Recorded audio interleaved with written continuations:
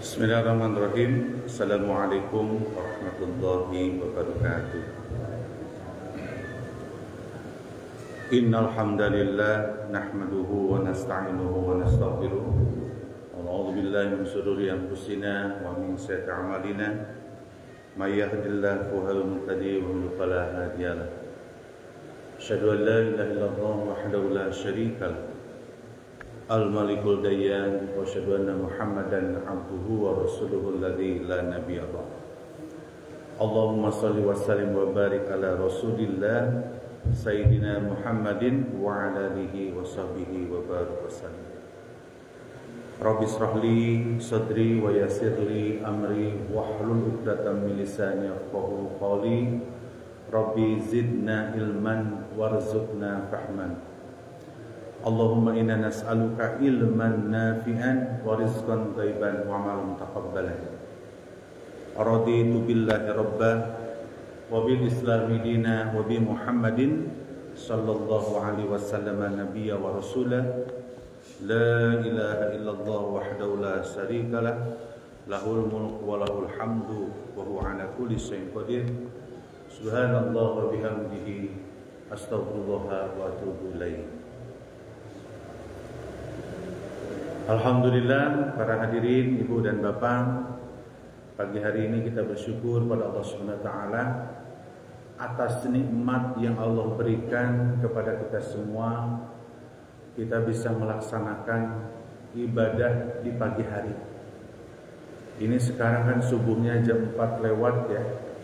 Jadi luar biasa yang hadir di masjid meluangkan waktu bahwa itu adalah panggilan dari Allah Subhanahu wa taala. Jadi kata Rasulullah itu dalam hadisnya itu, wa idza ra'aitum rajulan yata'addu fil masjidi fasyhadu bil iman. Jadi standar iman itu sebenarnya kata Rasulullah, persaksikanlah bahwa yang hadir memakmurkan masjid itu dia memiliki iman. Mudah-mudahan kita berdoa kepada Allah Subhanahu wa taala hadirnya kita di Masjid Baitur Rahim dalam rangka melaksanakan rangkaian ibadah sebagai kebutuhan kita. Mudah-mudahan ini menjadi amal salih kita dan menjadi syahidan wa syafa'an ila yaumil qiyamah, menjadi saksi dan menjadi penolong pada saat kita melakukan perjalanan menuju kampung kita, yaitu kampung akhirat, dan tempatnya adalah di surganya Allah. Amin ya rabbal alamin.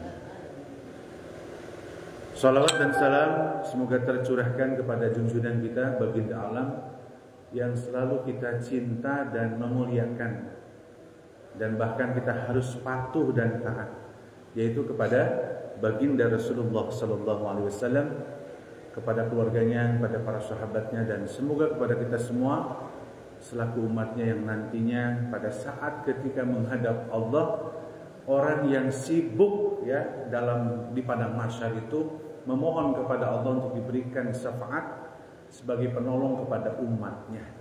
Ini luar biasa. Memang beliau adalah sosok yang dipilih oleh Allah Subhanahu wa taala menjadi utusan khataman nabi, sebagai penutup para nabi, dan memang luar biasa bagaimana ingatnya baginda Rasulullah kepada umatnya. Pertanyaannya tinggal kitanya itu mau nggak menurut patuh pada Rasulullah, itu aja. Kalau mau patuh dan taat kepada Rasulullah, berarti kita betul cinta dan memuliakan beliau.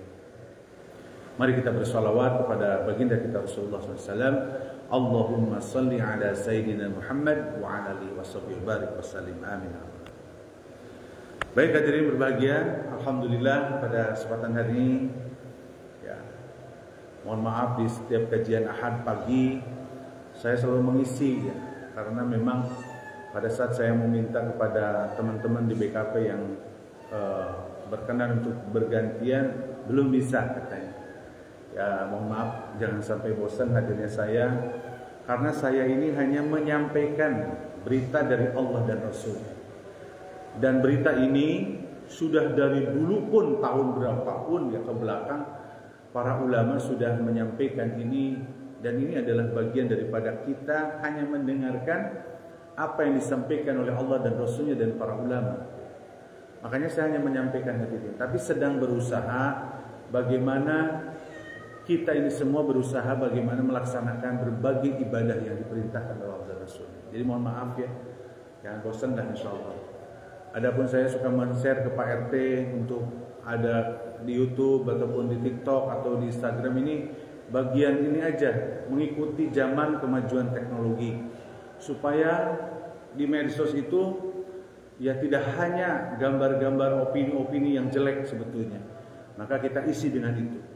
Nanti dari ceramah ini dipotong-potong yang bagus, ada bermanfaatnya kita upload ya, baik di YouTube, baik di Facebook, baik di Instagram, dan baik di TikTok. Sementara hanya 4 ya. Insya Allah itu memang yang bagus itu ada timnya sebetulnya. Karena ketika saya menyeting di laptop itu memang jadi lama sebetulnya, bagi memotong lalu mengupload ya, dan memakan waktu sebetulnya. Makanya para ulama yang besar itu selalu punya tim ya, untuk mengupload ceramahnya. Sekali lagi mohon maaf, saya hanya menyampaikan itu aja. Hadirin yang berbahagia, tema hari ini sebetulnya terkait masalah penyakit hati yang disebut hasad. Tapi saya bukan berjanji, kita programkan sebelum ke materi, kita akan menyampaikan berita dari Rasulullah terkait tata cara ibadah. Dan itu hanya kita mengurut, kemarin kita sudah menyampaikan bagaimana Rasulullah menyampaikan bagaimana cara bertakbir sesuai dengan hadis Rasulullah. Dan itu yang disampaikan ada 2 pemahaman kemarin ya, yang sejajar dengan dada ya, dan sejajar dengan telinga. Jadi kalau ada yang sholat pada saat takbiratul ihram ada yang sejajar dengan dada dan sejajar dengan telinga, itu dasarnya ada ya. Jadi jangan saling nanti hasad ya, hasad dengki, saling bermusuhan karena perbedaan pemahaman. Ini yang salah besar. Umat Islam itu disitulah ya, cekcokinnya oleh memang senangnya orang Yahudi dan Nasrani. Orang sudah fanatik dengan pemahamannya, wah udah ribut jadinya. Makanya nggak boleh.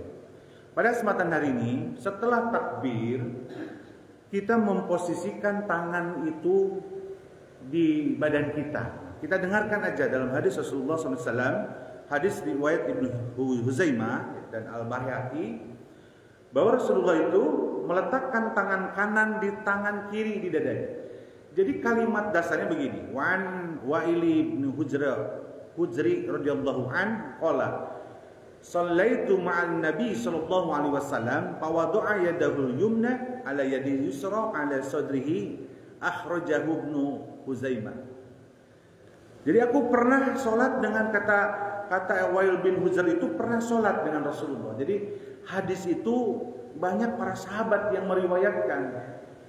Dan ini para sahabat ini yang nanti yang diteliti oleh para hadis, saya bukan ahli hadis, hanya orang ulama yang banyak ahli hadis menyampaikan, nanti urutan sanadnya nyampe kepada sahabatnya baginda Rasulullah SAW.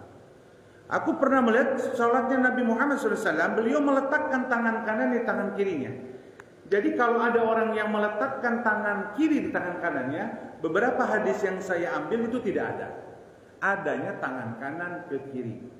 Jadi hadirin tidak ada perdebatan. Jadi kalau ada orang yang meletakkan tangan kanan di bawah tangan kiri, berarti itu tidak berdasarkan ilmunya dari baginda Rasulullah. Kita nggak ngomong salah, nggak ngomong dengki, pokoknya udah untung sholat juga ya. Tapi konsep yang kita sekarang benerin, kita sudah tahu hadirin, tapi ini hanya untuk mereview. Kalau dulu belum dengar hadisnya, sekarang sudah menyampaikan hadisnya. Jadi itu yang pertama, tangan kanan di atas tangan kirinya. Bahkan dalam hadis riwayat Bukhari dari Sahal bin Sa'ad radhiyallahu an sama kalimatnya. Jadi Rasulullah memerintahkan meletak tangan kanannya di atas tangan kirinya. Yang pertama di dada. Jadi dada itu ada orang yang suka tinggi banget ya, dadanya gini gitu. Aduh, naon tuh? Jangan, itu dari hadis Rasulullah. Ngapain harus dengki? Ya. Kalaupun dia tidak mengangkat tangan meletakkan di dada bukan, itu sudah sah salatnya. Cuma Rasulullah dalam hal ini memerintahkan kepada kita. Di masyarakat itu ada yang pemahamannya begitu, saya sampaikan. Dasarnya meletakkan tangan kanan di tangan kirinya dan di dada itu ada hadis Rasulullah SAW. Hadis yang riwayat Ibnu Huzaimah, Ibnu Baihaqi dan Imam Bukhari ya. Tuh. Berikutnya, ada orang itu Rasulullah SAW dari bapaknya yang berkata, hadis riwayat Abu Dawud, bahwa aku pernah melihat Ali radhiyallahu anhu. Jadi dia melihat sahabatnya Rasul, kesayangannya baginda Rasulullah Khalifah Rasyidin yang keempat, itu Ali bin Abi Thalib ya. Dia adalah mantunya baginda Rasul, menikah kepada Siti Fatimah yang keturunannya sekarang di Indonesia menjadi jalur yang disebut keturunan Nabi dari Hasan dan Husain radhiyallahu anhu. Melihat Ali itu tangan kirinya di atas tangan kanannya pada pergelangan dengan lalu diletakkan di atas pusar. Jadi hadirin, tadi di dada, sekarang di atas pusar. Pusar itu bujal, bahasa Sunda namanya. Nah, di atasnya. Jadi kalau ada bujal, nah di atasnya boleh. Makanya ada yang suka tinggi, ada yang suka dekat pusar. Itu hadis Rasulullah SAW dalam riwayat Abu Dawud. Nah itu ya, hadisnya itu. Adapun kita tidak membahas dhaif dan sahihnya, tapi orang memakai di masyarakat itu seperti itu. Kita yang penting tahu lah gitu ya. Yang berikutnya, di dalam hadis Rasulullah SAW, adapun nanti bertemu lagi dengan hadis yang lain, mangga. Tapi setelah saya lihat dalam hadis Rasulullah SAW, ini hadisnya riwayat Abu Daud dan tadi disebutkan ada Bukhari, ada Huzaimah, bahwa dari Abu Zuhaifah bahwa Rasulullah SAW itu menyampaikan, di sini Ali bin Abi Thalib menyampaikan bahwa termasuk sunnah meletakkan telapak tangan pada telapak tangan kanan ya, dalam sholat di bawah pusar, tahtahu surrah. Jadi di bawah pusar pun gak apa-apa, mau ayah bujal orang dihandapkan denana. Jadi kalau ada orang yang lihat sholat begitu, jangan protes. Kita juga kalaupun dia tidak mengangkat tangan, menyimpan dada di sini, kan kalau ke Mekah itu ada yang sholat itu ya udah begini aja, nggak ada masalah. Jadi karena ini adalah bagian bukan daripada rukun sholat ya. Tetapi teknik dalam menyampaikan di sini kita mendengarkan. Saya menyampaikan saja diri bahwa ada yang di bawah pusar, di atas pusar, dan di dada. Itu hadis riwayatnya sudah disampaikan. Nah, samalah di sini hadisnya dalam hadis riwayat Ahmad juga di atas dadanya. Yadau hadihi ala sadri, di atas dada, di dadanya. Nah makanya dalam kesempatan ini para ulama, nah itu ya nanti. Nah adapun setelah kita menyimpannya di mana, bagaimana cara mendekatkan antara tangan kiri dan tangan kanan? Kan hadirin bisa saja begini ya, bisa kan begini. Tapi ada orang yang begini, nah ini nggak ada dasarnya sebetulnya. Tapi ada yang begini ya. Tapi jangan kita bukan begini sholatnya lalu, aliran apa sesat, jangan. Mungkin lagi tiris ya, salat subuh, nah gini. Rasulullah dalam pertama meletakkan tangan kanan pada telapak pergelangan tangan kiri. Jadi hadirin pergelangan ya. Makanya sekarang umum nggak ada yang sampai sikut. Di sini sebutkan bahwa dalam hadis riwayat Ahmad, dalam riwayat yang lainnya pun di antara siku dan telapak tangan. Jadi kalau sampai siku juga ini Rasulullah menyampaikannya di antara siku dan pergelangan tangan. Nah, begini ya. Adapun di dalam hadis ini keterangan bahwa ada yang satu ya, ininya ada yang tidak, ini ada yang dua, ada yang lima, itu tidak ada dipermasalahkan. Tapi yang jelas penyimpanan sedekap itu antara tangan kanan dan kiri di antara pergelangan dan sikut.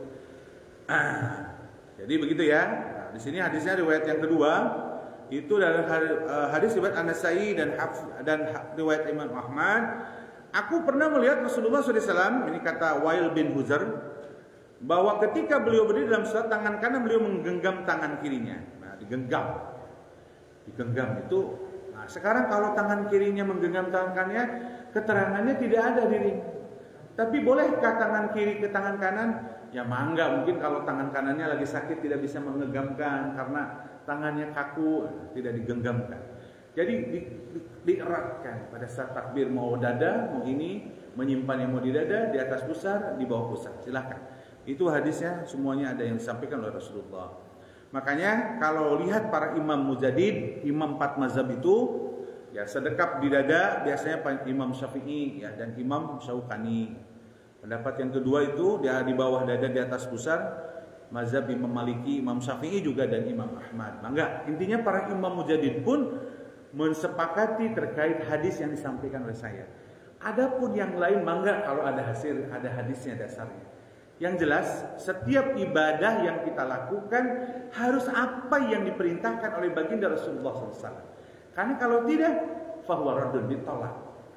Jadi kalau ada orang yang, mohon maaf ya, ketika menyimpan tangan kanan dan kirinya, lalu pada saat sholat disimpan di bawah pusarnya di alat kelamin kita, itu nggak ada. Bisa saja begini gitu santai ya.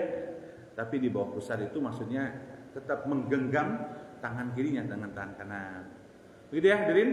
Nah, itulah yang disampaikan terkait poin 1. Jadi setiap nanti hari Ahad saya akan menyampaikan saja beberapa tata cara ibadah yang di masyarakat. Kalau ada pemahaman 1, 2, 3 kita sampaikan.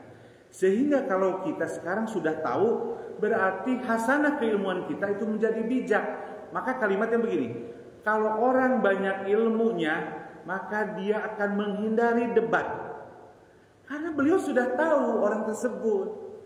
Yang biasanya orang itu dia punya satu pemikiran dan fanatik. Sehingga terjadilah di situ yang disebut dengki. Nah, dengki di sini adalah nanti kita akan bahas pada kesempatan ini. Maka kesempatan ini coba lihat ya. Kalau di masyarakat ada perbedaan pemahaman, itu adalah bagian daripada hasanah keilmuan kita. Oh, kemarin dengar bahwa itu Rasulullah bahwa melaksanakan begitu, menyimpan dada di situ, menyimpan di pusar, menyimpan di bawah pusar, harus begini. Oh, Rasulullah. Jadi perbedaan itu, teknik itu akan berbeda. Jadi kalimat ada ini kita harus hormati juga. Kayak dulu waktu ketika di pondok pesantren, Pak Kiai Haji Sarif Hidayatullah guru saya, masih ada keturunan dengan pondok pesantrennya Miftahul Huda, Pak Haji Kiai Haji Khair Afandi, yang dulunya cucunya, kemarin cucunya wakil gubernur Bapak Uhu. Nah itu saya pernah mondok di situ walaupun tidak dapat ilmu banyak ya. Nah itu Kiai Haji Sarif Hidayatullah itu ya, seorang ulama daripada Pak Khair Afandi. Ya, apa yang disampaikan beliau itu ngomongnya begini kalimatnya, itu dulu ya zaman. Kalau beribadah itu harus satu mazhab katanya gitu ya. Jangan campur campur bahasanya. Itu yang mempengaruhi beliau pun itu guru saya. Ternyata perkembangan ulama sekarang itu yang penting ibadah yang kita lakukan bersanad, ada hadis yang memerintahkan kepada kita semua. Kalimat itu. Jadi kalau ada hadis sanad dan itu sanadnya sampai kepada Rasulullah, maka ibadah itu boleh dipakai. Jadi kalau seperti tadi, saya mau ke dada, terus ini di bawah pusar nggak apa-apa. Saya mau ke telinga nanti di dada. Tidak harus selalu bahwa ini. Yang penting itu ada sanadnya, hadisnya kepada baginda Rasulullah. Oh ada, berarti boleh dipakai. Gitu. Jadi nanti kalau Pak Ujang, Pak Ujang, kalau mau sholat itu mau di dada boleh, gitu, mau di bawah ini. Jangan, oh ya hadisnya doif, hadisnya sahih. Nah itu yang membedakan teknik ibadah itu dalam penelusuran hadis. Ya. Makanya kalimatnya mazhab itu sederhananya kalimatnya teknik tata cara ibadah saja. Yang penting manhajnya, sumbernya harus dari baginda Rasulullah SAW. Gitu ya, jadi itu yang bisa disampaikan pada kesempatan ini. Tidak meluas hari ini, hanya menyampaikan itu. Baik. Nah sekarang kita baru masuk kepada terkait apa yang disampaikan di judul temanya itu adalah terkait masalah hasad. Jadi kalau urusan fikih memang pinginnya nyusul, ini gimana kalau gini? Nah itu aja. Saya hanya menyampaikan hadisnya itu dan tidak lagi melakukan hal tidak menjelaskan kepada yang lainnya. Jadi di masyarakat itu sudah ada beberapa pemahaman. Baik hadirin yang berbahagia, pada kesempatan hari ini kita akan coba membahas terkait masalah penyakit hati yang disebut hasad. Ini hati-hati hadirin. Hasad itu adalah memang dari bahasa Arab, bahasa kitanya iri dengki.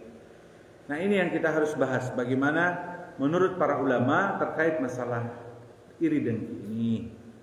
Yang pertama, bahwa kata jumhur ulama, jadi pengertian daripada hasad itu adalah berharap hilangnya nikmat dari Allah kepada orang lain. Ini luar biasa nih. Jadi dia itu berharap nih, kalau saya ke Pak Iwan, saya tuh pingin nikmat yang Allah berikan ke Pak Iwan itu hilang nih Pak Iwan itu. Itu jumhur ulama itu konsep hasad itu, ya. Jadi nikmat itu berupa harta, kedudukan, kan bisa ya? Pas lihat orang itu, naik jabatan, kita teh pingin aja gitu ya, hilang dari dia. Ya, itu konsep dasarnya. Nah, perkataan jumhur ulama itu dari Syekh Mustafa Al-Dawihul Hafizullah, kalimatnya gini, al-hasadu huwa tamanna zawala ni'mati an sahibiha. Jadi kalimatnya begitu.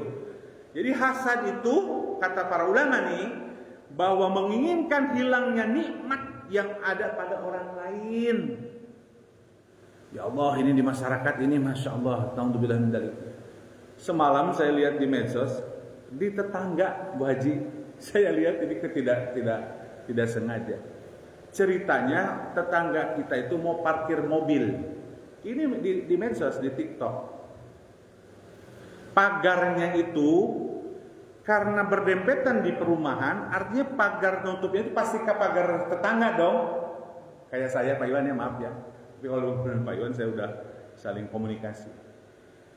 Itu si pagar itu kan diputerin, yang ini muter gitu ya, sehingga kan terbuka. Lalu masuklah mobil begini. Pada saat proses itu tetangganya itu menutup si pagar itu jangan ke rumahnya. Dia harus lurus. Nah, untuk bilang dari makanya komentarnya, aduh, tetangga sampai segitunya, kan sebentar tuh memasukkan mobil. Nah itu, jadi kadang kita pun kemarin pernah saya bahas bagaimana adab dan etika kata Rasulullah kita bertetangga. Salah satu yang merusak silaturahim kita dengan tetangga, yaitu ketika ada penyakit hasad.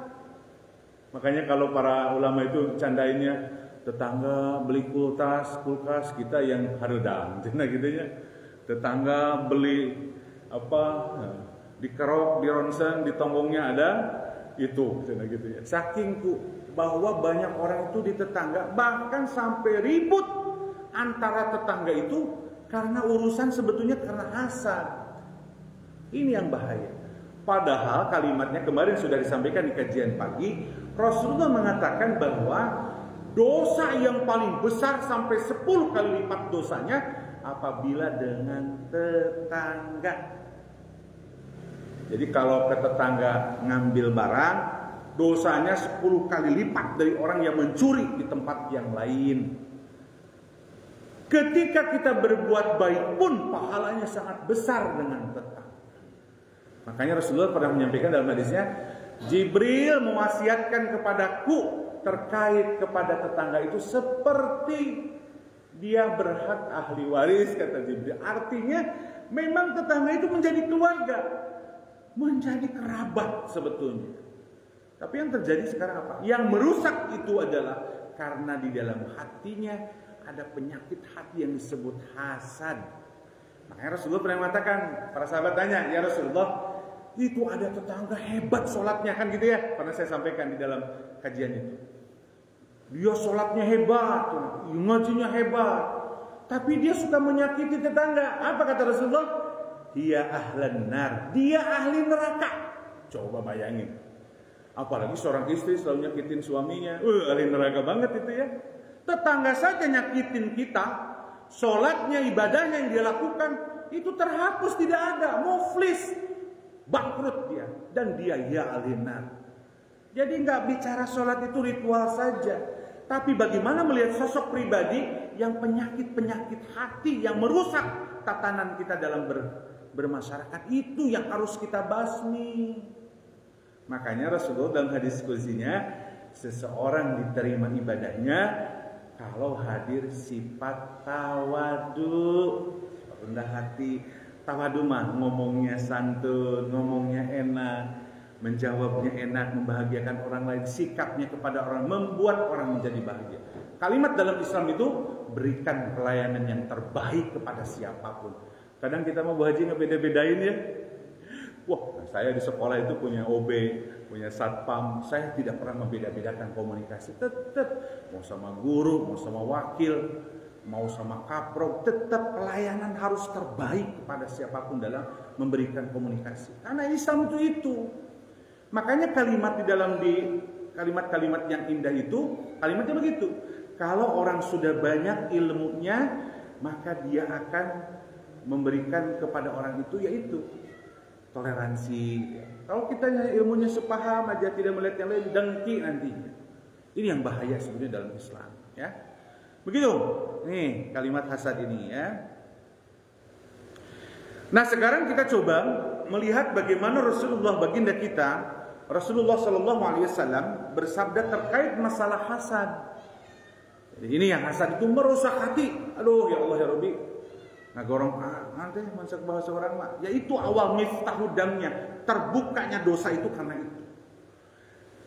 Makanya Rasulullah ya pernah lagi ngumpul gini, kata Rasul begini, tunggu para sahabat, ada orang yang masuk masjid, dia ahli surga.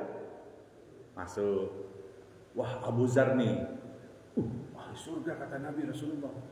Besoknya lagi orang itu Rasul mengatakan nanti ada ahli surga, datang lagi.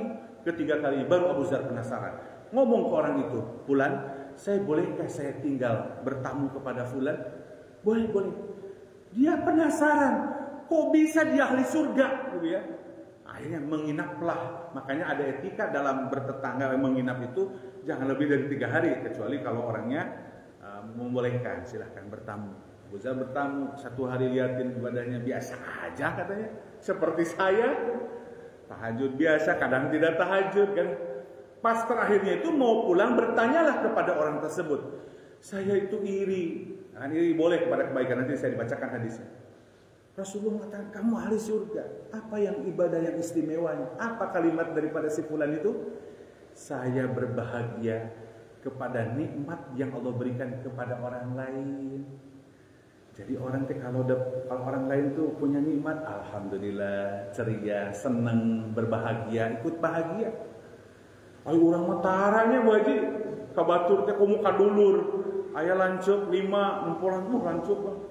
Oh, akhirnya mah jadi meretakkan silaturahim. Padahal kata Rasulullah ahli surga. Kalau kakak kita dapat jabatan, alhamdulillah. Kakak saya jadi sekarang jadi pejabat, alhamdulillah, atau jadi ketua, atau jadi apa. Dia berbahagia atas nikmatnya Allah berikan kepada orang lain. Itu yang sulit. Makanya Rasulullah SAW mengatakan dia ahli surga. Dan kalau itu sudah hasadnya nggak ada itu. Kalau orang hasad itu nggak kelihatan ngomongnya, senyumnya, ngomongnya kelihatan lah. Yang masih punya hasad itu kelihatan hadirin. Saya suka merhatikan, ya Allah, mungkin lagi belajar untuk menemukan titik itu. Karena saya secara pribadi pengalaman hidup itu sehingga menjadi santai hidup. Tidak pernah mau berdebat. Sekarang itu saya sudah tidak mau berdebat. Karena berdebat itu nantinya jadi dengki. Saya diskusi, ayo saling memahami. Kan Allah dalam Al-Qurannya wasyawirhum fil amr, bermusyawarah, berdiskusi dalam segala urusan. Ayo kita dengerin, hadirin yang berbahagia ya. Rasulullah SAW mengatakan bahwa kalimatnya di sini la tahasadu. Kata Rasulullah, janganlah kamu itu saling hasad, saling mendengki, nggak boleh. Perintahnya nggak boleh. Nah, di sini sebutkan yang kedua. Yang kedua, wala tanajasu. Janganlah kamu bertanajus. Tanajus itu adalah menyakiti dalam jual beli. Nah, jual beli suka nyakitin ya. Ini tukang dagang nih, makanya tukang dagang hadirin, sampai Allah menspesialisasi dalam Al-Qur'annya terkait tukang dagang. Karena tukang dagang mah banyak orang yang suka menyakiti. Kadang orang itu, makanya di dalam Islam itu dilarang 2 harga dalam satu waktu. Suka ingat kalau di bis, dulu saya zaman lagi kuliah itu di bis, ada orang jualan jeruk ya, bawa sekarung dia masuk. Sekilo 10 butir contoh ya. Sekilo 10 butir. Udah ada yang beli 10.000. Nanti dia ngarewas seserdali lagi semua turun teh. 10.000 15 ya. Wah sok. Dia ngarewas. Enggak boleh itu dalam Islam buat harga menzolimi. Dalam satu waktu dia membuat harga 2, itu enggak boleh. Kecuali kalau membuat harga seperti dicicil itu boleh. Tukang kredit boleh. Bu, kalau panci ini Ibu beli hari ini cash 15.000, tapi kalau Ibu cicil selama 6 bulan karena saya harus ke sini jadi 30.000, dicicil setiap bulan, itu boleh. Tapi kayak tadi di bis itu sudah zolim hadirin. Banyak di masyarakat itu masalah jual beli itu sudah sudah liberal. Jadi yang penting kalimatnya dia setuju aja, padahal dalam Islam itu nggak boleh. Ya, itu ya. Makanya Allah SWT mengatakan janganlah tanajus, ya, menyakiti dalam jual. Makanya surat apa? Yang dalam masalah dagang itu al-mutaffifin, selevel dengan orang yang dusta. Dalam surat Al-Mursalat itu wailul yauma idzil lil mukadzibin, celakalah orang-orang yang suka bohong. Tapi Allah di dalam Al-Qur'an surat Al-Mutaffifin kalimatnya wailul lil mutaffifin alladzina idza talu 'alan nasi apa?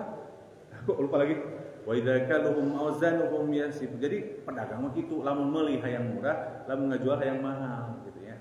Makanya di sini Rasulullah mengatakan begitu. Terus berikutnya Rasulullah pesannya begini. Ini walaupun kita bahas ini tapi dibacakan hadisnya karena banyak ya.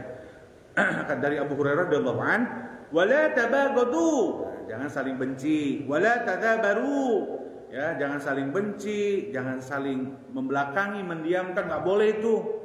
Apalagi sampai kita tidak bertanya kepada orang tersebut. Tidak bertanya sampai ada yang Allahu Akbar kok bisa, ada saya. Orang itu bisa ya kuat gitu tidak nanya. Kan ada yang begitu ya. Tidak bertanya sampai seumur hidup. Ada kalimat masyarakat yang ngomongnya, saya mah nggak akan pernah nanya lagi sama dia. Saya udah benci sama dia. Masya Allah, astagfirullah. Itu dosanya besar hadirin. Jangan sampai kita tuh celaka. Saya mah ada orang yang benci sama saya. Doakan saja kepada Allah biar mereka lah yang dapatkan hidayah. Ngapain rugi kita benci lagi? Itu sama aja. Makanya kalimatnya nanti banyak yang harus kita lakukan. Bagaimana cara menghilangkan dengki dalam diri kita. Banyak sekali pesan dari Rasulullah SAW. Janganlah kamu menjual di atas jual saudaranya. Ya, kalau orang menjual harta warisan itu nggak boleh ya. Setiap muslim ada saudara muslim dan seterusnya. Jadi kalimatnya di sini banyak sekali pesan baginda Rasulullah. Tapi yang pertama yang Rasulullah SAW sampaikan dalam hadis riwayat Muslim ini adalah wala tahasadu, dilarang hasad, gitu ya. Nah ini yang harus kita pahami. Berikutnya, bagaimana sifat manusia yang disebut hasad ini. Jadi yang namanya rasa manusia itu sifatnya ada hasad ini. Jadi kalau manusia memiliki hasad, sifat dengki, mendengki, itu memang itu ujiannya. Makanya seorang itu pasti punya rasa tidak suka tuh, ya. Nah, di sini makanya ada yang namanya status itu adalah sebagai seorang mukmin, seorang muslim. Mukmin dan muslim itulah yang menghapuskan sifat manusia yang disebut dengki. Nah, kecuali kalau dusta ya. Kalau dusta itu bukan sifat manusia, itu mah syaitan. Orang yang suka ngomong gini ya. Udah saya mah udah sifatnya suka ngebohong, enggak ada yang gitu ya. Enggak ada yang ngebohong mah sudah, waduh makanya dosanya besar. Berdusta itu. Nah, kita coba kalimatnya. Para ulama menyampaikan ada manusia itu dalam hal hasad itu ada 4 keadaan. Ini di masyarakat ya. Yang pertama ada orang itu berusaha menghilangkan nikmat pada orang itu sehingga ketika dia pada saat hasad itu melampaui batas dengkinya itu. Kalau melampaui batas bikin tim. Wah, kita nggak suka si A, bikin tim. Balan kita, circle kalau udah anak muda mah. Gengnya. Kita target tuh si A itu. Wah, itu mah sudah luar biasa kejahatannya. Dipengaruhi orang tuh. Nih nggak harus si itu mah begitu, jadi gibah kan ngejelekin orang. Si itu mah gitu, ngobrol berlima. Nah si 5 itu dipengaruhi supaya si A itu dihasadin oleh 5 orang itu. Ini kan bahaya besar. Ya, benar nggak Pak Iwan? Banyak yang gitu. Kelompoknya dipengaruhi. Oh si Eta mah gini, si Eta mah begini. Ayo kita. Malamun ayah Eta, buah kelompoknya. Bagaimana bisa itahadun dan bisa menghalangi di jalan Allah bisa. Ini tipe yang pertama musuh ini wah luar biasa. Bahkan kalimat dalam ulama ini hasad yang tercela, yang celaka kalau ada orang itu. Kalau hasad dengki kepada seseorang hanya kita saja itu masih mending. Iya, mah kelompoknya dibawa gitu. supaya benci ke orang itu. Nah, tipenya begitu. Ini yang paling tinggi dosanya. Nah, hati-hati. Jangan sampai itu, apalagi mengajak hasad itu kepada orang lain. Gak boleh. Ini Rasulullah, bukan saya ngomongnya ya. Nah, yang kedua tipenya itu, ini ulama mengatakan bersikapnya itu tidak melampaui batas, cukup kita saja. Contoh saya, si A dengki ke si B, cukup si A saja dengkinya, tidak membawa C, D, F, G, H, Z. Ada orang begitu ya? Ada lah, kita nggak seneng sama dia. Nah, tatapannya udah beda ya. Saya suka lihat ada orang, ya Allah kok bisa? Eta syaitonnya lagi ngapain di dirinya? Karena setan yang mempengaruhi itu, supaya di darahnya itu muncul sifat hasad. Padahal ngapain coba? Sifat hasad itu ada pada diri kita. Mending yang kedua, maka kata ulama, dia hanya sendiri saja, nggak bawa orang lain. Ya, cuma seperti contoh yang pertama mau bahaya, tetangga kita saling ribut. Tapi tetangga itu ada tetangga lain kelompoknya, dipengaruhi, jadi tetangga yang ikut benci, bilangnya dari ya Allah ya Rabbi.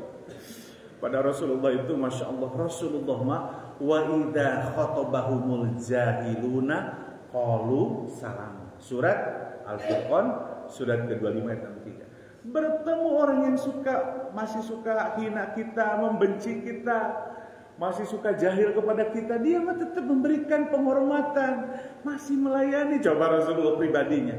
Maka Rasulullah itu ahlakul azim. Dalam surat Nun itu, wa innaka la'ala khuluqil azim. Akhlaknya itu agung, susah. Senyum ke orang yang kita benci, nah bilang bencinya juga, ya masa. Nah, hati-hati hadirin.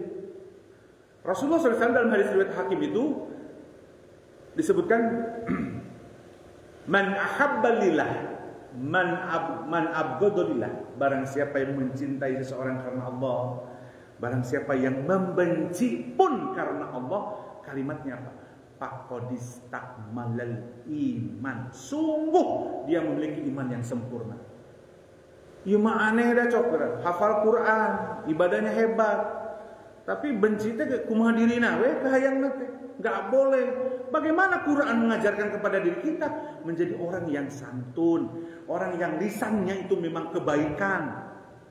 Ini mah banyak orang-orang yang solih, secara indikator kelihatannya, secara sosialnya itu dia tidak bisa manage. Karena sifat dengki inilah yang hadir pada dirinya, yang merusak sebetulnya. Makanya hati-hati.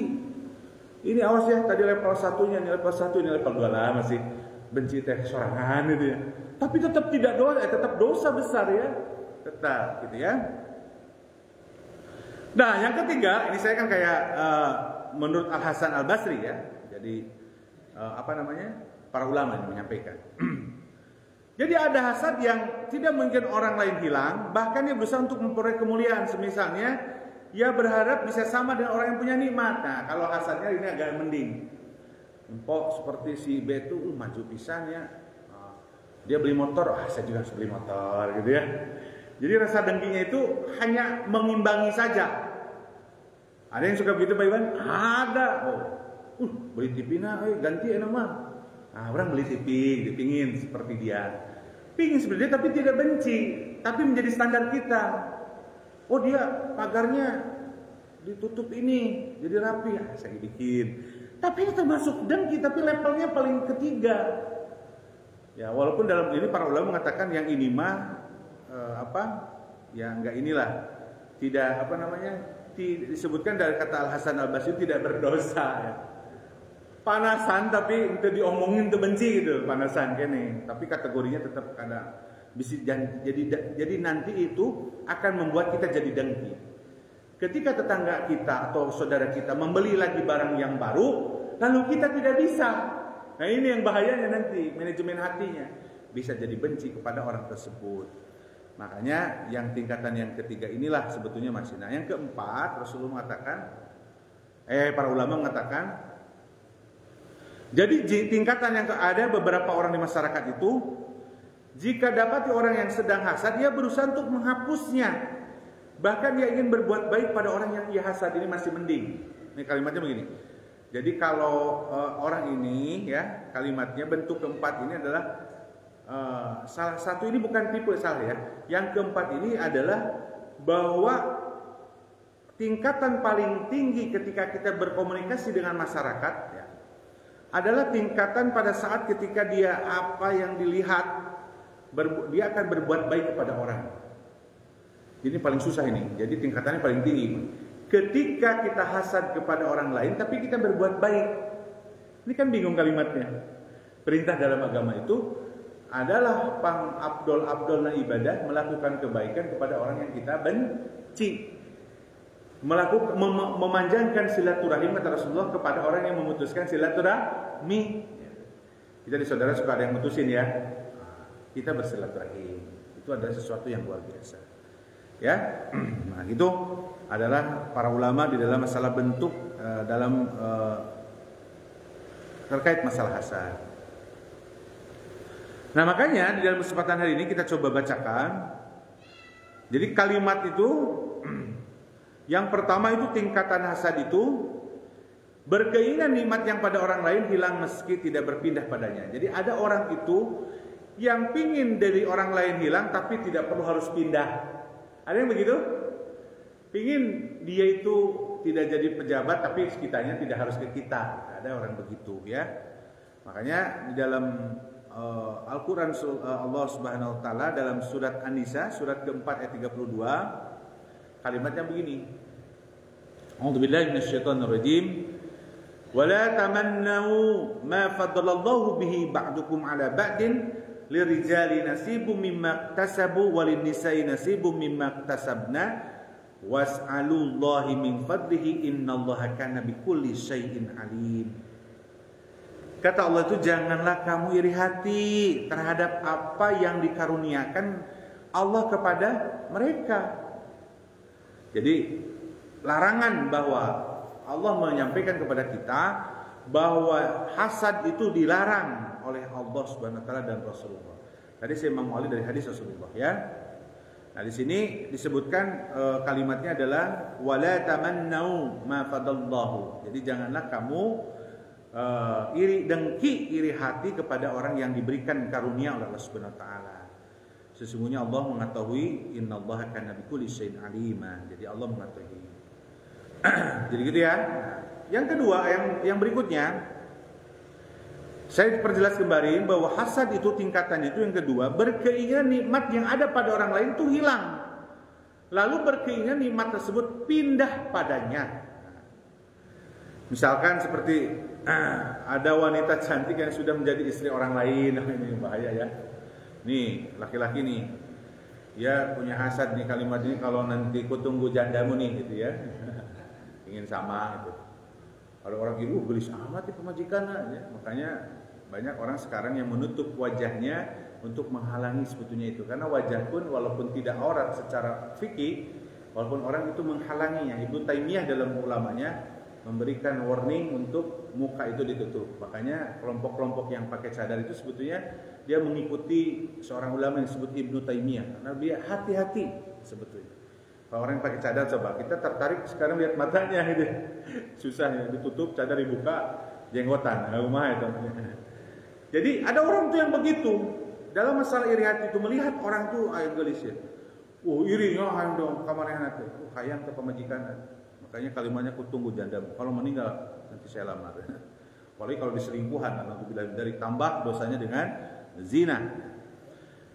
Ini nggak boleh ya. Jadi jangan sampai orang lain itu hilang lalu nikmatnya datang ke kita. Ini bahaya besar. Maaf ya, ini semua bolak-balik di kalimatnya dalam masalah hasad ini begitu ya. Tingkatan ini haram hukumnya kata Rasulullah. Nah, yang kedua tingkatan itu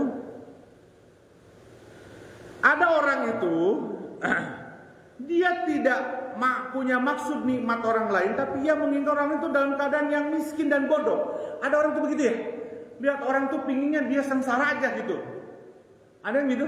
Ada. Dia dengkinya ke dia, pokoknya dia mah kudu ekonominya resep gitu, nempuh mana miskin dan bodoh teh. Miskin bodoh. Alhamdulillah sudah datang ya. Jadi teman-teman, sekarang pagi-pagi kita gantian. Insya Allah hari ini nanti ada aneka gorengan, beras, nanti pekan depan kita sarapan ya. Dan biasanya donatur ini antara saya dengan Pak Eka. Pak Eka sekarang udah pindah ke BCC ya. Tapi bukan berarti ini dananya kurang, tapi supaya ini aja variasi setiap pagi. Baik, berikutnya terakhir, banyak sekali ya kalimat yang harus saya sampaikan dalam hadis riwayat Bukhari supaya kita tahu bahwa larangan. Ini Rasulullah SAW aja menyampaikan begini. La hasada, tidak boleh hasad, kata Rasulullah. Nah, ini kalimatnya. Illa fisnatain, kecuali dua. Jadi hasad itu boleh, tapi kecuali dua. Gak boleh hasad itu, iri dengki itu kata Rasul, tapi kecuali dua. Kepada siapa boleh iri? Yaitu kepada orang yang dianugerahkan hartanya, lalu dia diinfakkan di jalan Allah, boleh iri. Nih ada orang tuh, dia mah orang kaya, dermawan pisannya, boleh iri karena melihat orang lain seperti ke Allah, ya Allah tuh, saya boleh jadi orang kaya, pokoknya saya akan lebih dari dia. Gitu dermawannya. Gitu. Jadi ada orang tuh boleh itu dan tidak berdosa. Ketika kata Rasulullah SAW disebutkan kalimatnya, rajulun atahullahu mala, ketika ada seorang yang kaya, lalu dia menginfakkan kebaikan dari hartanya itu, lalu kita boleh iri, boleh ibadahnya. Yang iri itu nggak boleh kayak tadi. Terus yang kedua, ada orang yang dikaruniai ilmu Al-Quran di sini. Warajulu ta'tallahul hikmah. Jadi ada orang tuh pintar Al-Qurannya, hadisnya. Lalu kita iri, pingin menuai dan pingin seperti dia dan akan memberikan ilmu dan akan mengajarkan kepada orang lain. Jadi boleh iri terhadap orang-orang. Si Eta udah ini hebat Al-Qurannya, saya pingin kayak dia. Nah itu boleh. Tidak menjadi tidak menjadi haram, berdosa, bahkan bagus. Punya motivasi melihat kebaikan orang lain itu boleh, ya. Gitu. Hadis riwayat Bukhari Muslim mengatakan seperti itu. Makanya dalam surat Al-Mutaffifin itu Allah mengatakan wa fi dzalika falyatanafasil mutanafisun. Maka berlomba-lomba dalam kebaikan, gitu ya. Nah, gitu. Ini masih panjang ya sebetulnya. Bagaimana kita cara dalam Islam nih terakhir nih menghadapi orang yang suka dengki, hasad? Pertama ya bertawakal kepada Allah. Hadirin, kalau ada orang benci ke kita, yang pertama adalah berserah diri kepada Allah. Lapor sama Allah itu, ya Allah si ate kunaon ka saya teh kok dengki-dengki amat itu. Kok segala sesuatu teh kitu ka abdi teh serahkan, berserah diri kepada Allah Subhanahu wa taala. Jadi jangan sampai kita itu kayak tadi, bahaya sama Pak Sulah, benci ke seseorang, bawa kelompoknya supaya benci ke si A itu. Ini kan bahaya besar. Tapi ketika ada orang yang benci kepada kita, serahkan, bertawakal kepada Allah Subhanahu wa taala. Yang kedua, kita berserah diri kepada Allah Subhanahu wa taala. Yang kedua, meminta perlindungan kepada Allah Subhanahu wa taala. Jadi kalau ada orang yang suka hasad itu, mintalah perlindungan itu kepada Allah Subhanahu wa taala. Ya, dari hadis Muaz bin Abdullah bin Hubay dari bapaknya pernah melihat bahwa Rasulullah SAW mendoakan kepada orang yang suka hasad. Jadi minta perlindungan sama Allah. Ya Allah, lindungi dengan hasadnya dia. Kan bisa aja jahatnya itu yang kita tidak inginkan ya. Kalau di film-film pintu berkah ya, pintu berkah mah kan kelihatan tuh si A itu kasih B, wah si B teh sampai di penjara, kita balik. Anu rugina si A dibalas lagi, kan pintu berkah hikmah berkah di Indosiar itu kalau lihat satu cerita itu begitu intinya. Benci heula ku Allah dihukum, bencinya anu tadi bencinya sukses gitu ya. Tapi kita itu di sini meminta perlindungan. Harus meminta perlindungan kepada Allah dari orang-orang yang selalu hasad. Makanya saya kalau ada orang yang begitu teh cuma senyum dan dalam hati ngomong ya Allah supaya dia itu begitu. Kan ada orang tuh yang begitu, Pak. Jadi nggak mau ke kita, pengen benci. Ya Allah, ya Rabbi, bisa ya begitu ya manusia? Ya namanya juga manusia, karena kata Allah dan Rasulnya itu manusia. Yang bukan begitu mah adalah orang mukmin, orang Muslim yang hebat di mata Allah Subhanahu wa taala. Ya. Terus yang berikutnya, jangan beritahu orang yang hasad tentang nikmatmu. Jadi ulah cerita teh harta gerak. Kabatur teh caritaan we ngomong teh yang teh babaturan teh jadi hasad ke urang teh. Duh alhamdulillah saya teh kemarin beli mobil baru ini. Wah ngomong segala diomong ke. Nya atuh pukun ngedenya teh. Nah itu mempengaruhi orang hasad ke kita. Ci atuh ulah diomongkeun gitu mah. Ya. Makanya Rasulullah seperti ini coba pelajaran dari yang dikatakan Nabi Yakub ya dalam surat Yusuf ya ayat 5 surat ke-15 kalau nggak salah Yusuf itu ya enggak tahu ya Yusuf lupa 11 ya. Nah ini juga pelajaran bahwa Nabi Yusuf mengatakan di sini ketika hei anakku janganlah kamu ceritakan mimpi kebaikan itu kepada saudara-saudaramu. Jadi lah mengumpul itu makanya suka ada yang reunian. Teman saya ngomong lah reunian teh loba nama cenah ngagul-ngagulkeun we cenah anu yang dimiliki. Kan gitu teman saya saya mau hadir cenah. Solihin pan aya akbarnya, aya reuni akbar SMA Negeri 1 Ciamis. Angkatan pertama sampai angkatan berapa lah. Kan banyak yang jadi pejabat pengusaha. Alumni SMA 1 itu luar biasa. Jadi bupati jadi ada kumpul nanti tanggal 7 Desember 2024 itu. Kata teman saya itu kalimatnya begitu lah kumpul teh ngaromong gitu ya. Ngaromongkeun duit, ngaromongkeun boga naon. Nah, kadang gitu, kadang sok diomongkan ya orang mana gitu ya. Nah, itu yang membuat nggak boleh dalam Islam itu, ya. Rasulullah mengatakan jangan menceritakan, ya Allah menyampaikan jangan gitu. Bahkan dalam hadis pun Rasulullah mengatakan begitu. Dan yang berikutnya harus sabar menghadapi orang yang hasad itu. Jangan sampai kita, nih kalimatnya dalam Al-Quran itu, kalimatnya itu, jadi jangan pernah kita harus sabar. Yang berikutnya harus berbuat baik pada orang hasad itu. Nah, di sini nih kalimatnya dalam surat ini, kalau surat ini saya pernah sampaikan. Surat Fussilat ayat 34. Wala tasul hasanah wala sayyi'ah, kata Allah. Sungguh berbeda kebaikan dengan kejelekan. Sungguh berbeda orang pintar dan orang bodoh. La yastawina ashabun. Sungguh berbeda orang yang ahli neraka dan ahli surga. La yastawin ashabun nar wa ashabul jannah. Ashabul jannah humul faizun dalam Al-Qur'an. Nah, Allah menyampaikan di sini berbeda antara orang yang suka berbuat jahat dan berbuat kebaikan. Tapi kalimat lanjutannya apa? Idfa billati hiya ahsan. Balaslah kejahatan, kejelekan itu dengan kebaikan. Itu perintah agama. Atuh lamun dibalas deui jelek mah sarua wae urang teh. Batur benci, urangna benci. Batur ngomongin kita, kitanya ngomongin lagi. Atuh kitu mah sarwana we.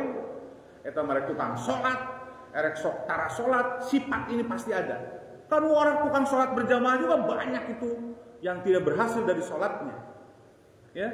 Makanya Rasulullah SAW dalam hadisnya itu ibadah itu melahirkan tawadu, menahan lisannya, terpelihara lisannya, orang yang hebat salatnya itu.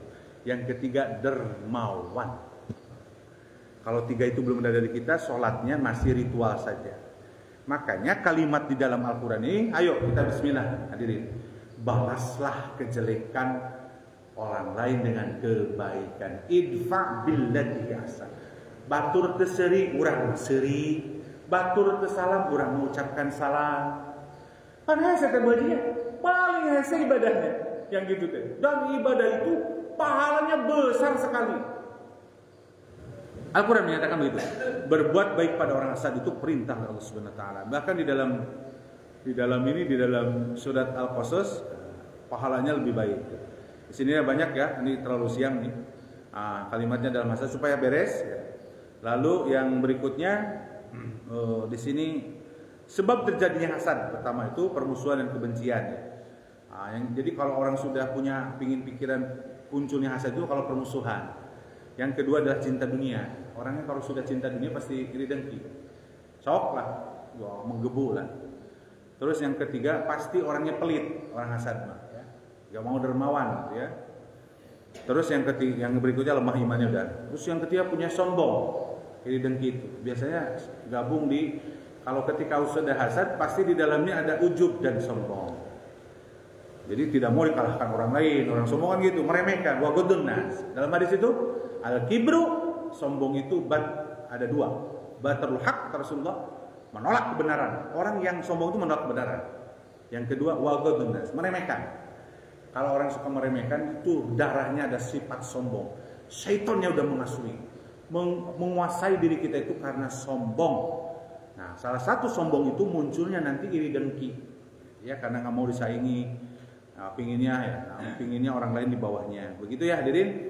Begitulah yang terbongkar dalam Al-Quran dan Sunnah terkait, dan para ulama sudah menjelaskan bagaimana terkait masalah sifat hasad itu. Hari ini mudah-mudahan kita hancurkan tuh sifat itu dalam diri kita, supaya kita mendapatkan menjadi cirinya adalah orang yang tidak hasad, pasti dermawan, pasti ada rasa kasih sayangnya tinggi, empatinya. Yang ketiga, dia pasti tawaduk, rendah. Makanya hati-hati cara membalas WA ya. Membalas WA itu yang enak. Kadang orang itu yang simple-simple aja. Saya kalau ke istri itu menjawabnya gini, Bu, ke anak kalau menjawabnya dia salah, saya selalu ucapkan alhamdulillah. Alhamdulillah, Bah, sekarang sudah makan. Kan saya ke anak itu yang di Purwakarta lagi kuliah. Kak, sudah makan belum? Sudah. Contoh saya tegur, jangan begitu jawabnya, alhamdulillah, Bah, sudah makan. Itu luar biasa dalam menjawab WA juga. Ada orang tuh yang menjawab WA itu Allahu Akbar. Ya, pakai tanda-tanda apa itu kurang bagus. Karakternya itu kurang bagus tuh orang begitu. Dan kelihatan orangnya pasti tidak pasti masih ada gitu sifat-sifat yang dia itu cuek ya dalam memberikan pelayanan terbaik. Padahal agama memberikan kalimatnya adalah dalam surat Al-Furqan itu tadi, wa ibadur rahman alladzina yamsuna 'alal ardi haunan, gitu ya. Pak enggak sadangga Ustaz Mansur, wa idza khatamahul jahiluna qalu salam.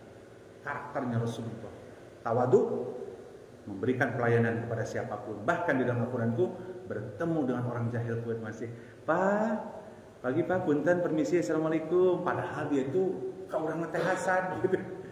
Ada orang suka menghina, si kene berbuat baik. Hebat Islam itu. Islam itu dilihatkan di situ. Hasil semua sholat itu adalah itu. Kalau kita masih suka berjamaah sholat, tahajudnya hebat dan sebagainya, masih menyakitkan, masih sikapnya kurang bagus, berarti dampak sholatnya belum menjiwai pada dirinya. Mari dalam kesempatan ini hilangkan sifat hasad ini, karena inilah yang menjadi miftahul dam, pembuka dosa yang lain.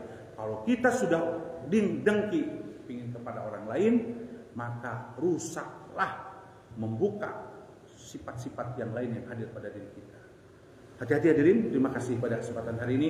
Kita berdoa kepada Allah Subhanahu wa taala, mudah-mudahan Allah tetapkan kepada kita setiap ibadah yang kita lakukan memberikan dampak pada pribadi, memiliki akhlakul karimah.